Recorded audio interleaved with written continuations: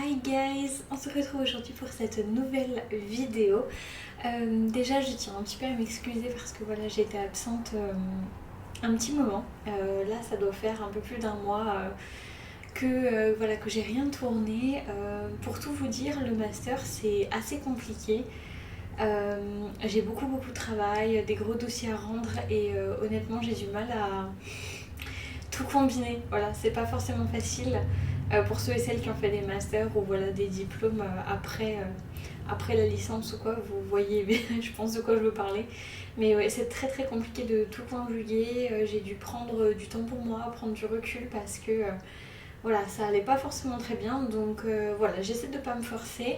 Là aujourd'hui, voilà, j'avais envie de vous tourner une petite vidéo parce que c'est vrai que les vidéos qu'il fallait que je tourne commencent un petit peu à s'accumuler.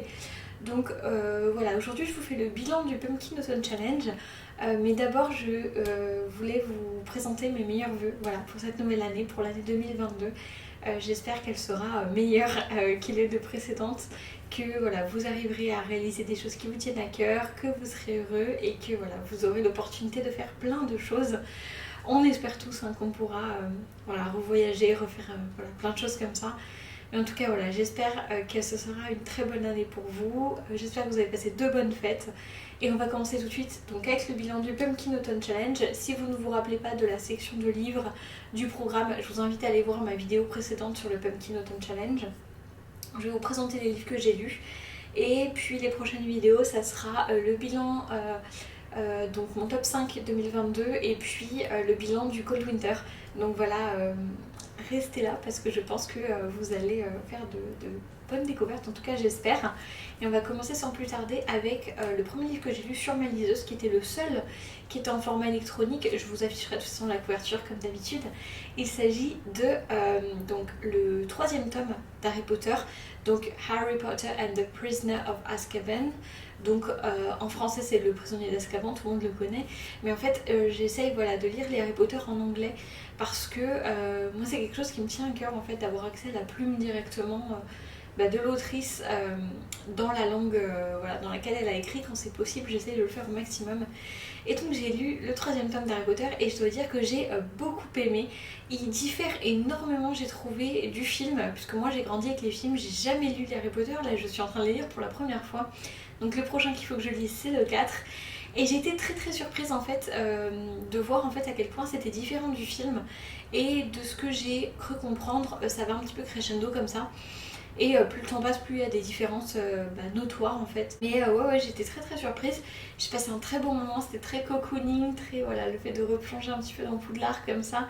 Et j'ai beaucoup aimé aussi redécouvrir l'histoire sous un autre angle parce que je m'étais un petit peu lassée du film. Je l'ai tellement vu en fait le 3 que maintenant j'ai beaucoup de mal à le regarder. Donc voilà, en tout cas j'ai passé un très bon moment. Je vous ferai pas l'affront d'un résumé pour l'histoire d'Harry Potter. Mais voilà, en tout cas j'ai énormément aimé. En plus là, il y a pas longtemps j'ai vu la réunion en fait qu'ils ont fait avec tous les acteurs. C'était génial. Si jamais vous ne l'avez pas visionné, vous pouvez le trouver sûrement en streaming. Mais sinon sur Salto, en fait en faisant l'essai gratuit, vous le prenez, il vous demande de rentrer votre carte bleue parce qu'ensuite si vous enlevez pas l'abonnement, il vous fait payer en fait. Mais en fait, juste vous rentrez votre carte bleue et tout, vous avez l'essai qui s'enclenche et vous pouvez directement désactiver en fait l'abonnement. Comme ça, vous êtes sûr de ne pas oublier. Et nous, c'est ce qu'on a fait avec mon copain, on l'a regardé, on a passé un super bon moment. J'ai pleuré à jeux de larmes. Donc voilà, c'était génial et on va enchaîner sans plus tarder avec le deuxième livre. J'ai lu donc La Horde du Contrevent d'Alain Damasio. J'ai triché un petit peu parce que je l'avais mis dans mon pumpkin alors que je l'avais déjà commencé et que en plus c'est un livre que j'ai eu à lire pour les cours. Donc voilà, j'ai allié un petit peu l'utile à l'agréable et en fait pour resituer un petit peu, il faut que je vous dise que je ne suis pas du tout, mais alors du tout SF et mais écoutez, j'ai adoré. J'ai découvert la SF avec Alain Damasio et je dois dire que c'est une super découverte. Si vous ne connaissez pas l'histoire de l'Horde du Contrevent, c'est tout simplement l'histoire d'une horde composée, alors là je sais plus du tout combien ils sont 23. Et en fait la horde c'est un bloc de hordiers. Les hordiers en fait ce sont des personnes qui ont été recrutées dans leur enfance par l'ordre. Et en fait l'ordre c'est un organisme un petit peu qui régit ce monde là dans lequel évolue la horde. Et en fait cet ordre a pour mission de créer une nouvelle horde à chaque fois pour en fait atteindre l'extrême amont. Donc là, quand l'histoire commence, on est en extrême aval, qui est le début un petit peu du monde, si vous voulez, tel qu'ils le connaissent. Et en fait, leur but, c'est d'atteindre l'extrémité de la Terre, qui s'appelle l'extrême amont. Et jusque-là, personne n'a réussi. Et donc, leur grande quête, c'est d'atteindre cet extrême amont, d'arriver à remonter en fait à l'origine du vent, parce que dans cet univers-là, il y a 9 formes du vent en fait. Et le vent, c'est un petit peu, si vous voulez, l'élément qui régit ce monde-là. C'est-à-dire que le vent, il a plusieurs formes et que ces formes correspondent à la manière dont il souffle. Et en fait, parfois, il souffle tellement fort quand c'est le fur-vent que en fait, il y a eu des types d'habitations en fait, qui doivent être construites de manière vraiment extrêmement particulière, puisque le vent en fait menace de tout détruire. Le vent a une énorme place dans ce monde-là, c'est un petit peu lui qui dicte tout, la manière dont on construit les habitations, la manière dont on vit, tout. Ils sont obligés de tout construire en fait en fonction de ce vent-là qui menace de détruire à peu près tout à chaque fois, ou voilà, de faire des morts. Donc voilà, c'est extrêmement intéressant. Et donc on va suivre cette horde de 23 hordiers dans leur quête pour l'extrême amont. Donc toutes les étapes qu'ils vont avoir à faire, tous les challenges, toutes les épreuves. Et c'est vraiment incroyable. C'est très difficile je trouve de rendre justice à un roman d'Alain Damasio, puisque je me suis penchée un petit peu sur les autres. Donc je pense que vous ne tarderez pas à les voir passer dans mes updates lecture. Et c'est vraiment en fait un écrivain d'un talent incroyable. Il porte une attention sur tous les détails, tous les noms, tous les prénoms des hordiers ont été choisis avec vraiment une certaine finesse. Il a été extrêmement minutieux. Par exemple, si vous voulez, le chef de la horde, il s'appelle Golgoth. Et en fait, il a choisi Golgoth parce qu'il voulait des consonnes, quelque chose qui sonne dur, gueule, te, etc. Tout a été choisi comme ça, suivant voilà, des raisons. Voilà, tout est très minutieux comme ça, tout est très bien recherché, les dialogues sont incroyables. Il y a... Voilà, on sent qu'Alain Damasio, il joue avec la langue, il joue avec tout ça. Et c'est juste fantastique. Donc voilà, je vous le conseille à 1000%. Si vous aimez et si vous n'aimez pas la SF, lisez La Horde du Contrevent, vous n'allez pas être déçus. Au début, c'est très difficile, on comprend rien du tout, il y a plein de personnages, on comprend rien à ce qui se passe, la moitié des mots, on ne les comprend pas parce qu'il y a énormément de néologismes. Mais très vite, on se laisse embarquer et on n'a plus envie de les quitter. Et on respire avec eux en fait, on a peur avec eux, voilà, c'est incroyable. On est vraiment avec eux en train de contrer contre le vent, enfin c'est incroyable. Donc voilà, vraiment, penchez-vous là-dessus, c'est fantastique. Ensuite, c'est déjà, on va dire l'avant-dernier ou avant-avant-dernier livre de la sélection, c'est Everything I Know About Love de Dolly Alderton. Donc pareil, donc la sélection est disponible dans la première vidéo que j'ai fait, parce que j'ai fait ma pile à lire du Pumpkin Autumn Challenge.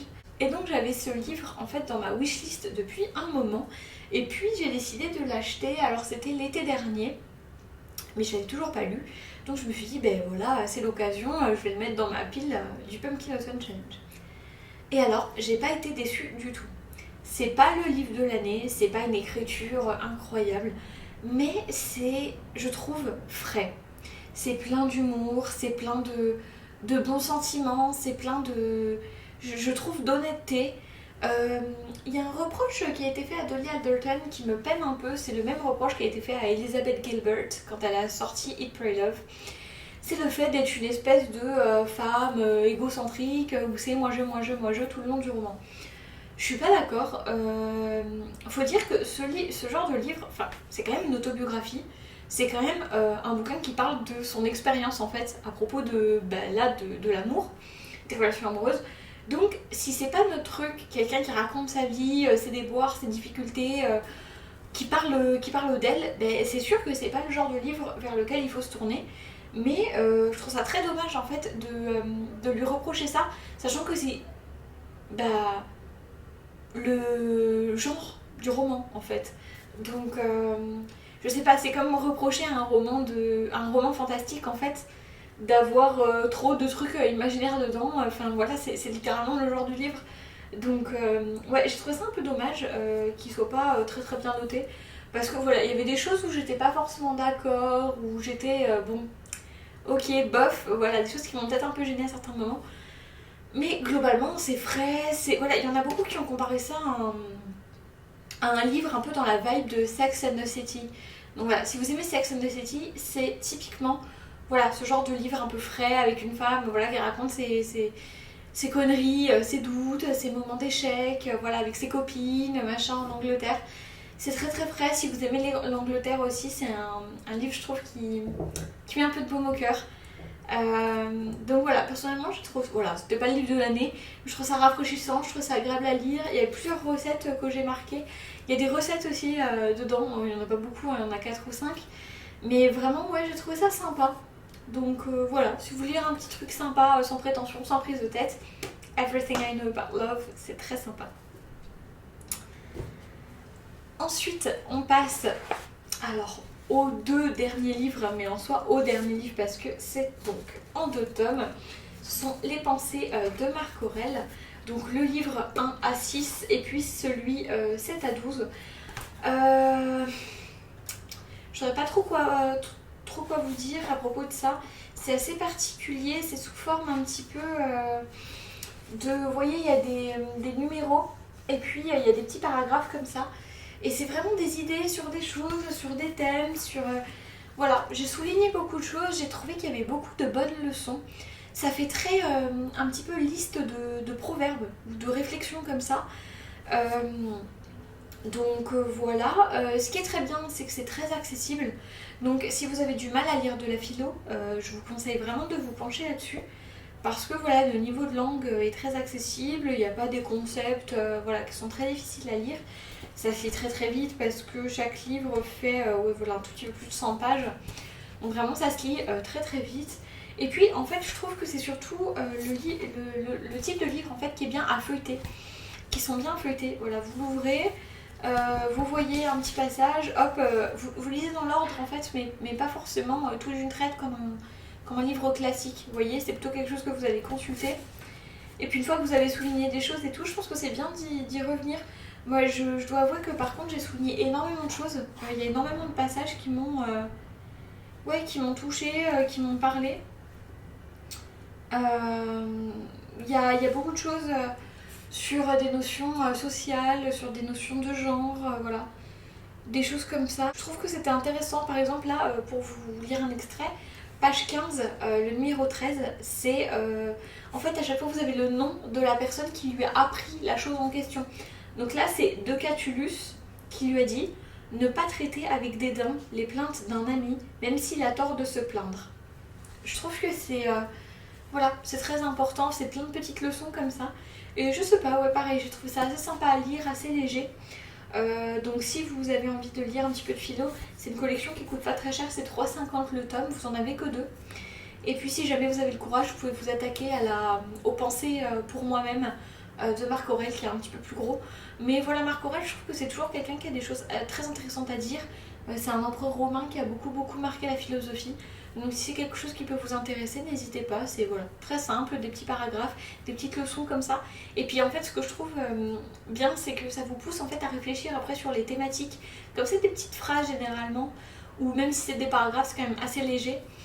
Bah en fait après votre cerveau il part tout seul, voilà, pour les choses comme ça par exemple, moi je m'étais dit ah oui d'accord, ok, mais est-ce que vraiment il faut toujours... prendre au sérieux les plaintes de nos amis, même quand voilà, c'est pas du tout justifié, des choses comme ça.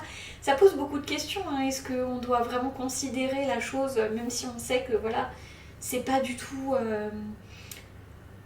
justifié au titre que c'est un ou une de nos amis? Est-ce que finalement on peut dire si quelque chose n'est pas justifié ou du tout en fait, sachant que c'est quand même très subjectif. Enfin, voilà, j'ai trouvé ça très intéressant. Je trouve que ça vaut la peine d'y jeter un petit coup d'œil si c'est quelque chose qui peut vous intéresser. Et puis voilà, c'est déjà tout pour cette update lecture du Pumpkin Autumn Challenge. J'espère que ça vous aura donné un petit peu des idées de lecture, des petites envies. Voilà, c'était une très petite sélection, une vidéo un petit peu courte pour le retour. Mais voilà, je me dis que c'est toujours bien dans cette période d'avoir des petites idées de lecture comme ça. Puis comme j'avais pas mal de choses un petit peu fraîches notamment les deux derniers livres. Vous avez Harry Potter qui est aussi voilà, très cocooning, ça peut vous donner peut-être envie de le rouvrir. Et puis vous avez L'Ordre du Contrevent qui est une jolie découverte. Donc voilà, n'hésitez pas si vous avez envie de lire quelque chose qui change, de vous surprendre un peu. N'hésitez pas parce que vraiment moi c'est pas du tout mon style à la base, je lis de tout. Mais alors la SF, vraiment c'est quelque chose qui me dépasse. Donc voilà, n'hésitez pas. Mais voilà, je trouve que c'est très intéressant parfois de se pencher sur d'autres styles. Voilà, on fait des jolies découvertes et puis finalement, parfois on lit des choses qui vont nous marquer dans notre vie de lecteur et on se dit purée, si j'avais jamais essayé, j'aurais jamais découvert cet auteur ou cette autrice. Donc voilà, n'hésitez pas. En tout cas, moi je vous fais de gros bisous et voilà, prenez soin de vous et à la prochaine. Ciao.